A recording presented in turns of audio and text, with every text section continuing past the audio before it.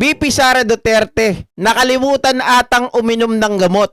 Same interview mga kababayan, nakasama nyo yung dalawang tokmol at isang bopol. Okay?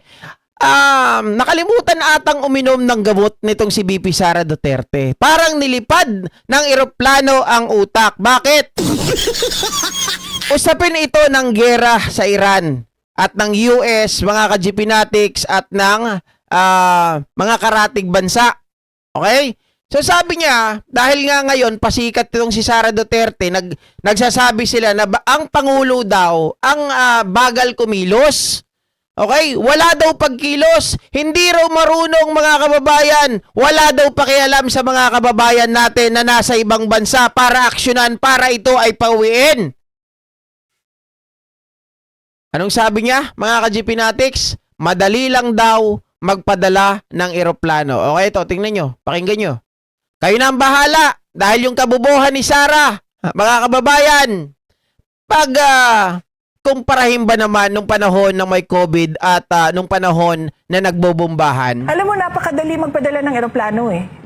Sa totoo lang. Okay. Alam niyo ba nung COVID na panahon, madami ang na-stranded na mga tiga Davao City dito sa Manila. Napakadali. Nagkontrata kami. Alam mo, napakadali magpadala ng eroplano eh. Sa totoo lang. Alam niyo ba nung COVID na panahon, madami ang na-stranded na mga tiga Davao City dito sa Manila. Napakadali. Nagkontrata kami. Okay, mga ka-GPnatics, okay. So sana na-gets nyo na kaagad Sabi niya ganon, napakadali lang naman daw magpadala ng eroplano. Kasi nung COVID daw, yung mga Pilipino, yung mga taga Davao, na stranded dito sa Maynila.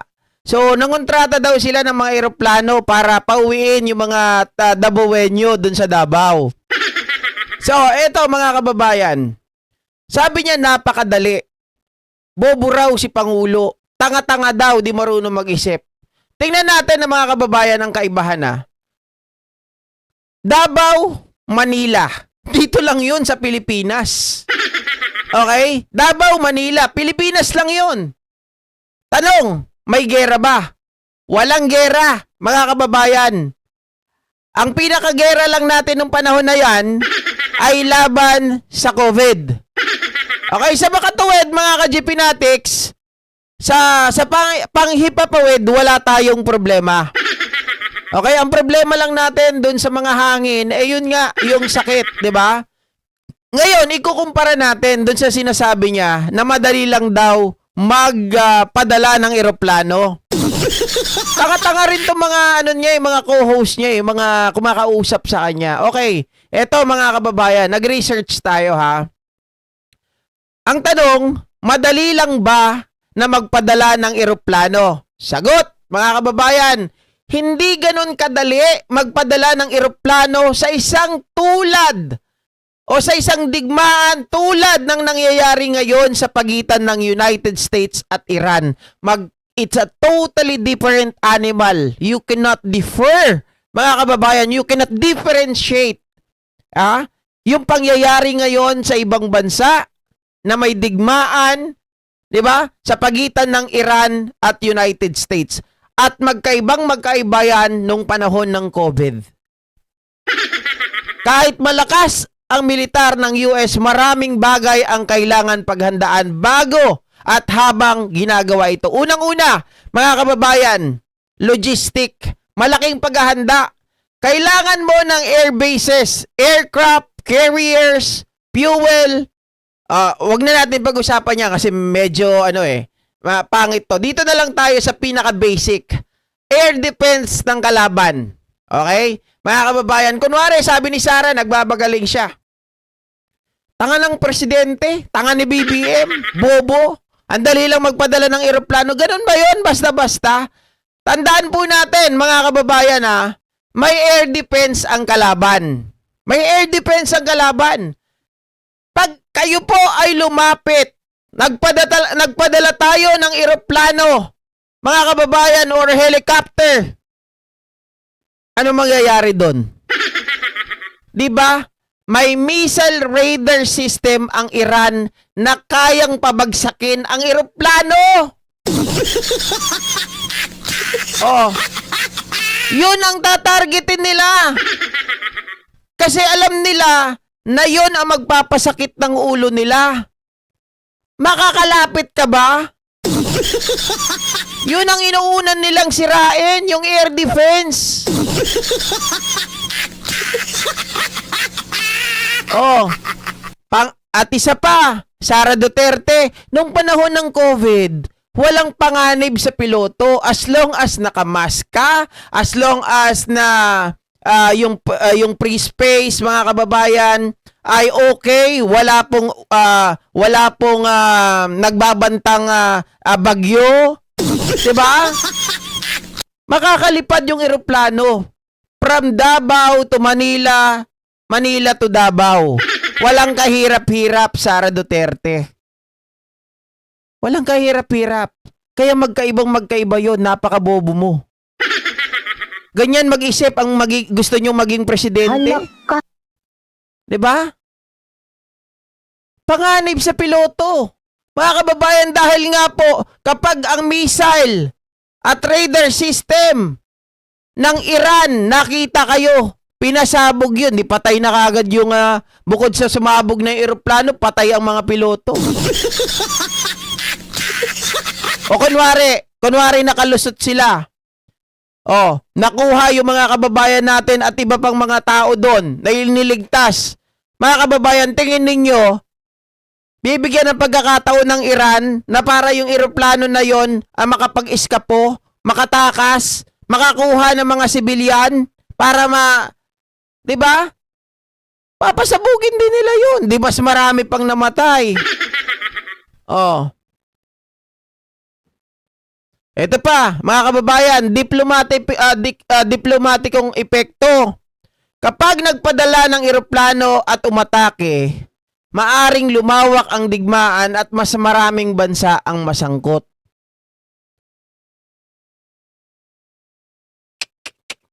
Sara Duterte. Anong klaseng utak meron ka? 'Di ba? You compare orange to apple. Okay lang sana, mga kababayan yung variety lang ng kunwari orange na ito ay pongkan na ewan at ito ay pongkon. hindi ko alam kung ano yung mga variety ng pongkan or ng orange, no? Mga ka-Gpnatics. Pero it's a totally different thing.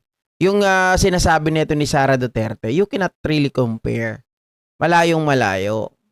Iba yung dito lang sa Pilipinas na wala namang nangyayaring digmaan.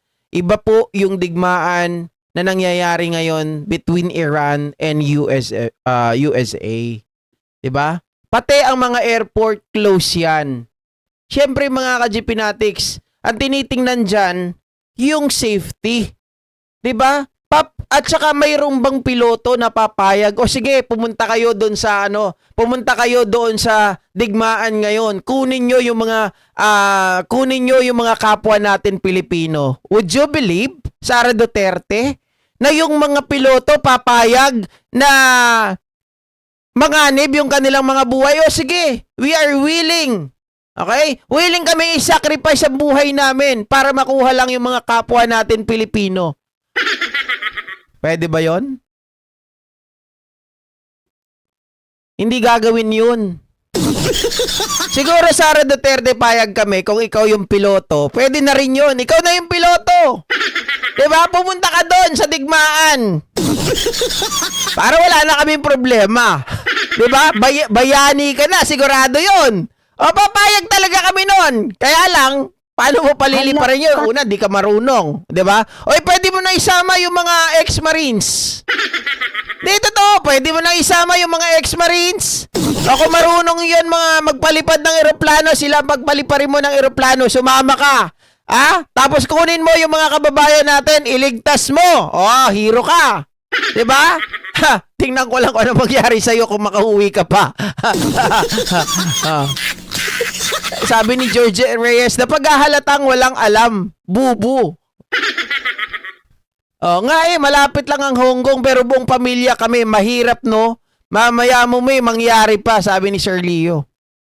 Oh, di ba Ma'am Sylvia, Sylvia Cabel, sumama siya. Pangunahan niya, isama niya yung 18 Marines. Oh. Tumbak, sumama siya. Total siya nakaisip nun, madali lang naman eh. Nung panahon nga ng COVID, nagpadala kami, nagrenta kami ng mga eroplano para kunin yung mga kababayan natin, mga Dabawenyo, pauwi ng Davao. Parang ganun lang kadali mga kababayan, parang tawag dito, bumili ka lang ng apple sa palengke, no? As easy as that eh. Grabe. Natawa, sabi ko anong klase talagang utak meron to. Kapag ito naging presidente, lagapak talaga tayo. Pag yan naging presidente, ewan ko na lang, sabi ni Annalyn Ando. Di sumama na siya para mawala na siya sa mundo.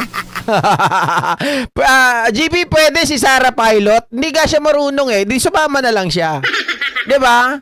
Hindi siya marunong. So, sama na lang siya. Total, mahilig naman siya, mga ka-GP Natics. Nung panahon po ng buo pa yung unit team, nagalit nga siya sa kay BBBM, diba? Dahil gusto niya, mga kababayan, exclusive daw sa kanya yung eroplano. Nakalimutan ko kung anong body number nung eroplano na yon, na kailangan daw hindi daw gagamitin ni FL, ni BBM. Siya lang daw ang gagamit para madali lang daw siya makauwi sa kanyang mga anak. Oh. Total, mahilig si Sayed mag-travel, siya na lang ang sumundo. Tama. 'Di ba? Oh, good evening, Ma'am Irene. May masabi lang, di nag-iisip. Correct. Utak ni Sarah talaga, parang walang bombang sasabog. Natawa nga ako nung nakita ko yan. Sabi ko, gano'n, ano ba naman klase to? Hindi, meron naman siyang mga tao na pwedeng mag-research, di ba? Total, ready naman talaga siya lagi. Ready saan? Ready pag tinatanong siya, merong advanced script, may advanced questionnaire. Sana naman lang mga kababayan, hoy, maya naman kayo, yung mga tao na binabayaran ni Sara Duterte. Sana naman, bago magsalita yung amo nyo, mag-research muna kayo. Diba? Pero inyo sasabihin, madali lang magpadala ng eroplano. Parang nung ano lang yan, nung COVID. Maraming na-stranded na mga Dabawenyo sa Maynila. Pinauwi namin. Nagrenta kami ng mga eroplano. Buiset! Sabi ni Sylvia Cabel, tama! Total, may Marines at mga retired AFP na general. Go na kayo, matatapang kayo, di ba? Mahal nila ang Pilipinas. Yung ay, magandang title to ha. Pabibo, naging paboba. Gusto magpabibo, naging paboba. Ang kapal na mukha.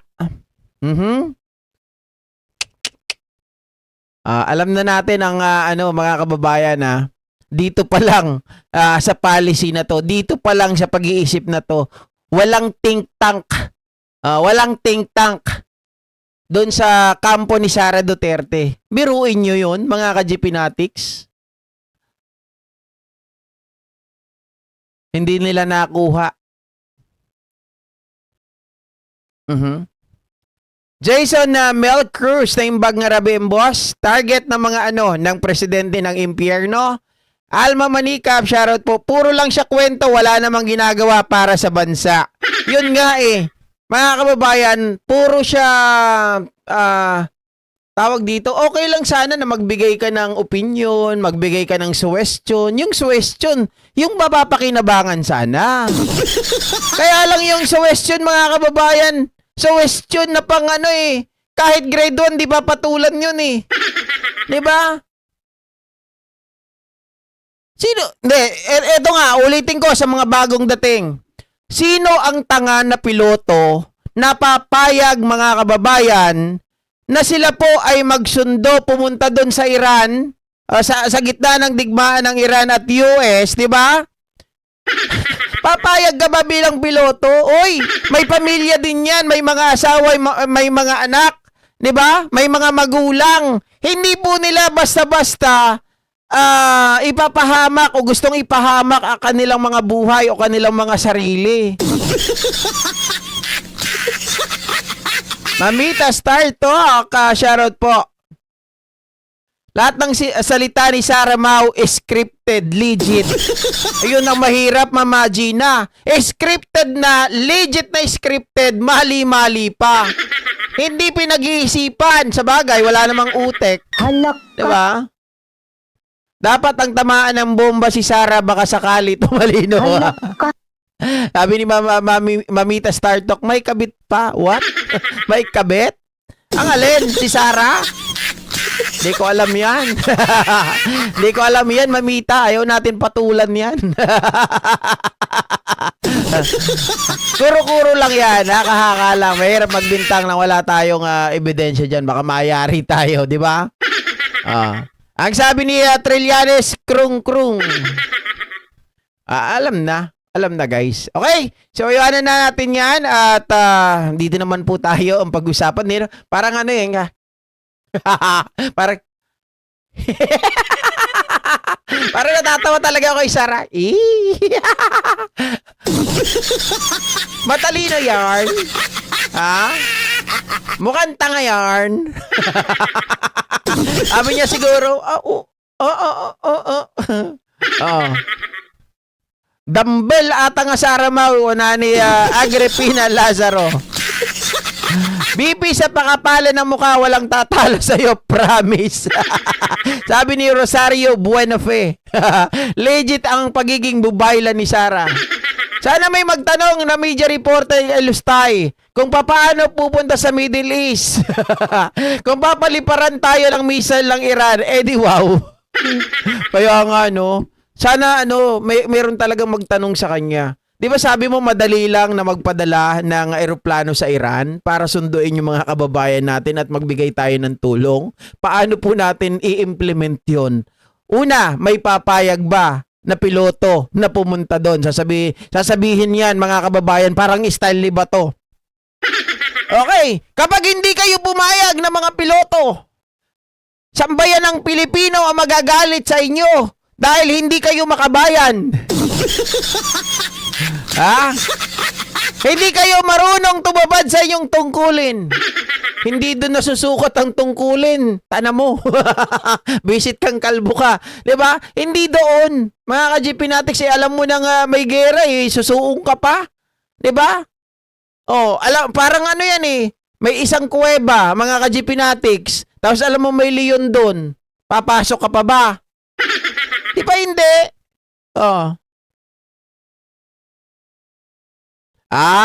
Sabi mo may mga pamilya at mga asawa ang mga piloto. Sabi ko may kabit pa. Ay, grabe naman yan, Mamita. Advance. May magagalit dyan. Ma'am, good evening. Sir GP, hindi rin basta-basta magpa-uwi kasi need pa rin ng clean documents yan. Sabi ni Annalyn Ando. Correct. Mga kababayan, hindi pwedeng magdampot ka lang doon. Sabi mo, ay nandito kami, damputin mo. Pauwi natin, uwi muna tayo. Hindi pwedeng ganun. Unang-una sa dokumento, Ma'am Annalyn Ando. Pangalawa, doon sa airspace. 'Di ba? Alam natin na ang Iran, palaban yan. Talagang papatay. Pag may nakita yan, mga ka-GP Natics, na aeroplano pa palapit sa kanila, bibirahin ka agad ng missile yan. Meron silang radar system eh. 'Di ba? Meron silang radar system. Hindi sila papayag na may makalapit sa kanila. At yung mga tao, yung pagpapauwi dyan, hindi basta-basta magpapauwi ka, dadampot ka doon, kukunin mo yung mga tao, sige, iligtas namin kayo, something like that. Hindi pwede.